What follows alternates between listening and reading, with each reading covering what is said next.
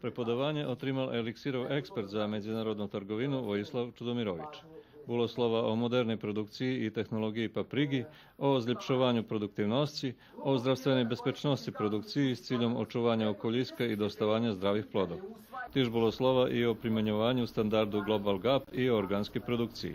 Tema organske proizvodnje povlači temu Tema organske produkciji za sobu pocahuje i temu Global GAP standardu. Preco, pretože ino trgovišća vymahaju počitovanje da jako o standardu, a to najčastejše tot. Standard dobrej poljoprivrednej praksi. Bez toho češko moć vyvez dejaki produkt. За teraz наші головні купці Росія і окольні жеми не вимагають то стандарт, але ціла Європа і ширше, веці як 100 жемі ширцем света, то вимагають, а питання, коли на нього прийду і шицькі другі. Сам процес сертифікації не бездрагий, коштує коло 300 євро. Коштує його запроваджування, але keď з його помocу прибіє на іноторговища, pod polnoše odplaci už u sljedujucej sezoni.